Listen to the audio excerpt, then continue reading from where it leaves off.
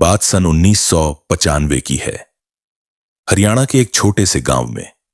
गांव का नाम था देवीपुर। यह वह दौर था जब गांवों में भी धीरे धीरे बदलाव आ रहा था। टेलीविजन पहुंचने लगे थे, युवा शहरों की ओर भाग रहे थे, लेकिन कुछ परिवार अभी भी अपनी जड़ों से जुड़े हुए थे। ऐसे ही एक परिवार था पंडित रामनिवास शर्मा का। वे गांव के पुरोहित और एक सम्मानित व्यक्ति थे। उनका एक ही बेटा था, विशाल। विशाल उस समय लगभग 22 वर्ष का था। पढ़ाई में तेज था। दिल्ली के एक अच्छे कॉलेज से इंजीनियरिंग की पढ़ाई पूरी की थी। शहर में रहकर उसने नई जीवन शैली अपना ली थी। अंग्रेजी बोलना, विदेशी कपड़े पहनना, नई सोच रखना, ये सब अच्छी बातें थीं। लेकिन इसके साथ ही विशाल के अंदर एक अजीब सा अहंकार भी पनपने लगा था। जब भी वह गांव आता उसे हर चीज तुच्छ लगती। गांव के लोगों की बातचीत, उनका रहन सहन, उनका खान पान। वह अपने पिता से भी ऊंची आवाज में बात करता। अपनी मां को जो उसे प्यार से भोजन परोसती, वह यह कहकर टोक देता कि यह खाना उसके शहरी स्वाद के अनुरूप नहीं है। उसके लिए उसके माता पिता पिछड़ी सोच के लोग थे, जिन्हें आधुनिक दुनिया का कुछ पता नहीं। गांव के बुजुर्गों का आदर करना तो उसने बिल्कुल छोड़ दिया था। किसी ने रास्ते में नमस्ते कर दी तो वह बस एक झिझक भरी मुस्कान देकर आगे निकल जाता। उसकी बहन, जो उससे 5 साल छोटी थी, उससे डरती थी। वह उसकी पढ़ाई, उसके दोस्तों का मजाक उड़ाता।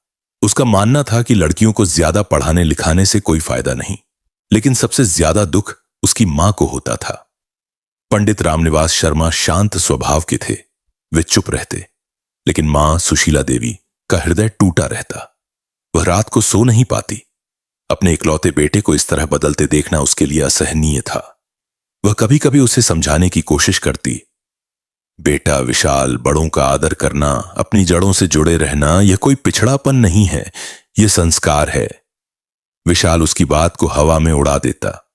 मां, तुम यहीं के यहीं रहकर कुछ नहीं जानती। दुनिया बदल गई है, अब वह जमाना नहीं रहा। विशाल को अपनी सफलता पर बहुत घमंड था। उसे एक बहुराष्ट्रीय कंपनी में नौकरी मिल गई थी। वेतन अच्छा था। उसका यह मानना था कि उसने अपनी मेहनत से सब कुछ हासिल किया है। माता पिता के आशीर्वाद, उनकी त्याग भरी जिंदगी का उसके जीवन में कोई योगदान नहीं है। वह अक्सर कहता, मैंने अपने दम पर यह मुकाम हासिल किया है। धीरे धीरे उसके व्यवहार ने गांव में भी चर्चा शुरू कर दी। लोग आपस में कहते, पंडित जी का बेटा तो बहुत बड़ा हो गया है, अब तो बोलता भी नहीं ठीक से। लेकिन पंडित जी सब सहते रहे।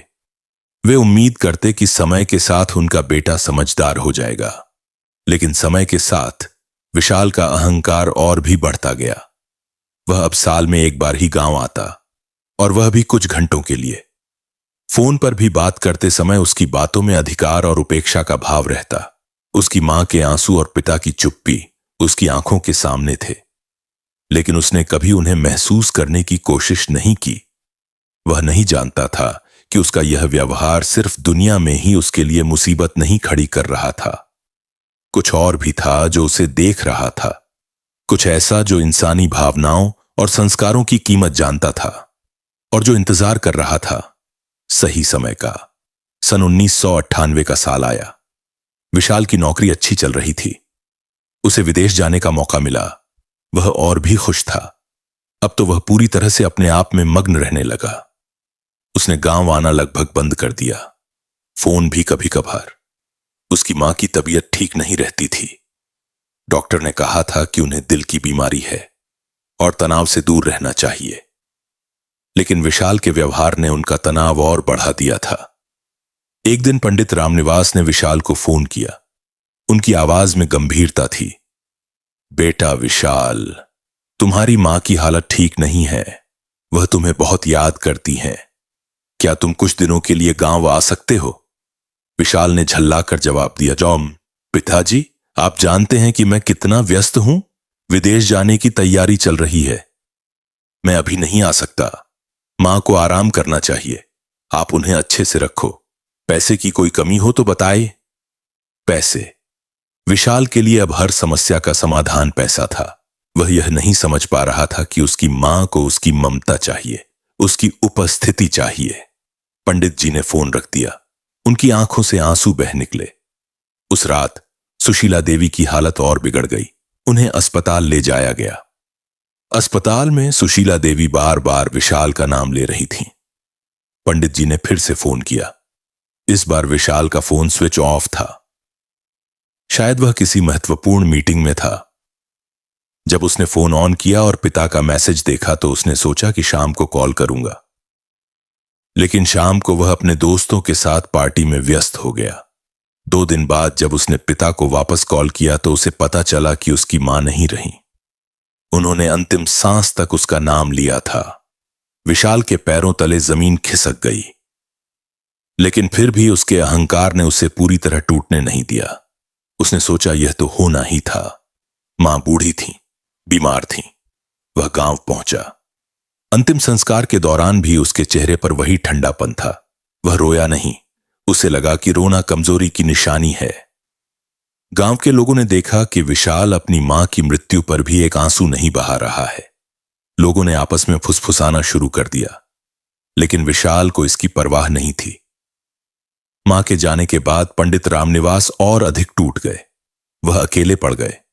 विशाल ने उनसे कहा कि वह उन्हें शहर ले चलता है, लेकिन पंडित जी ने मना कर दिया। उन्होंने कहा, नहीं बेटा, मैं यहीं रहूंगा। तुम्हारी मां की यादें यहीं हैं। तुम अपनी जिंदगी जियो। विशाल ने ज्यादा जोर नहीं दिया।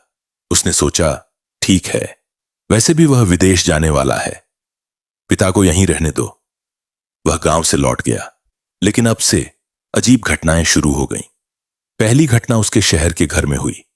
वह रात को सो रहा था, तभी उसे लगा जैसे कोई उसके कमरे में है। उसने आंखें खोली। कमरे में अंधेरा था, लेकिन उसे एक हल्की सी छाया दिखाई दी जो दरवाजे के पास खड़ी थी। छाया का आकार एक स्त्री जैसा था। विशाल ने सोचा, नींद में धोखा हो रहा है।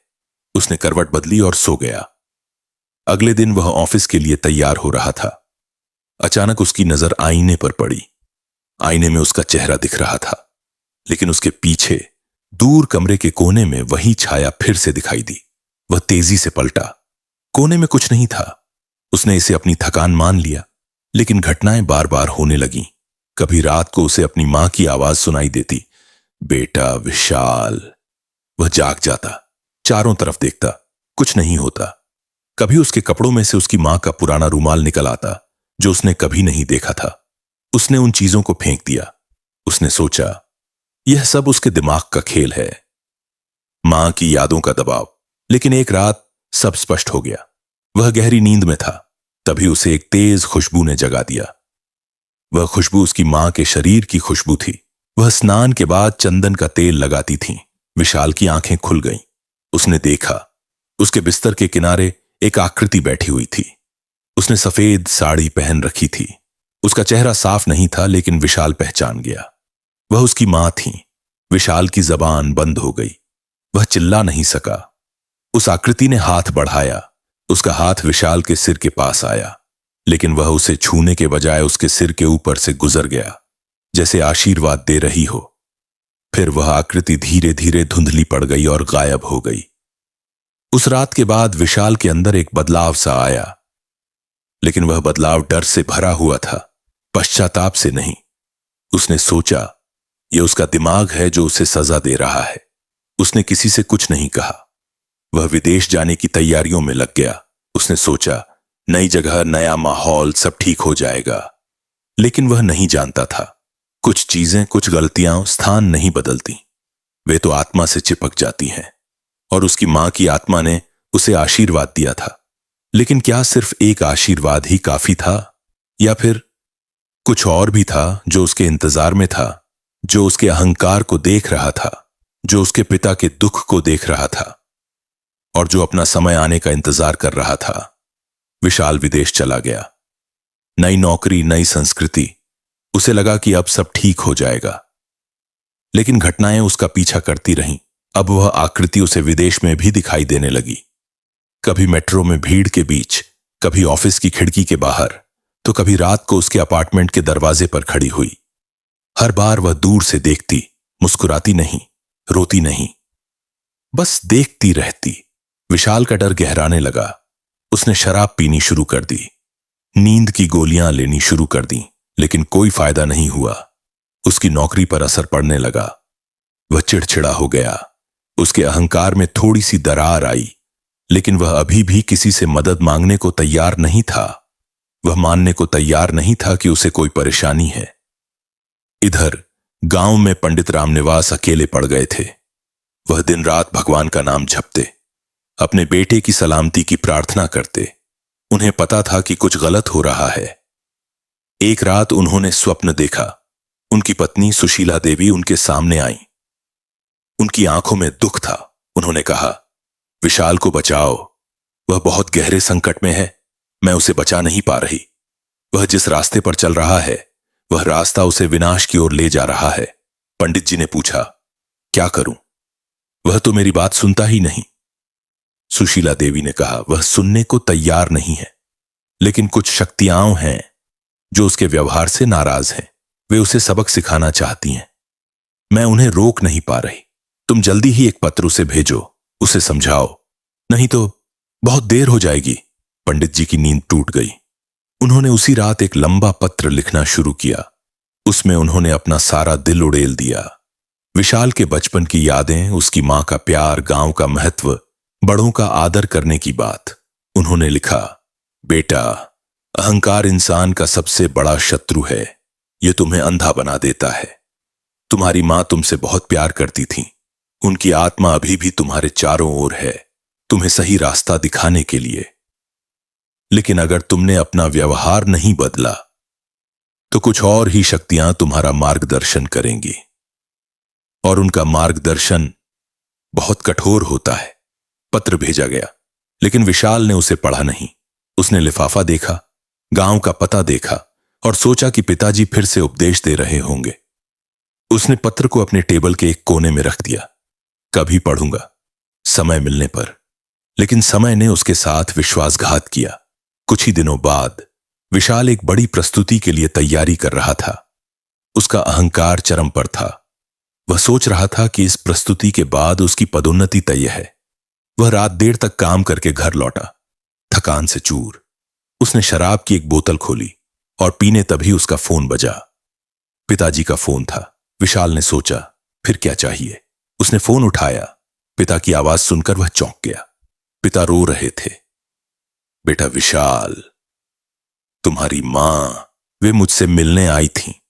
उन्होंने कहा है कि तुम बहुत बड़े संकट में हो। तुमने वह पत्र पढ़ा? कृपया बेटा, मेरी बात मान लो। किसी की भी बात सुनने को तैयार हो जाओ, नम्र हो जाओ, वरना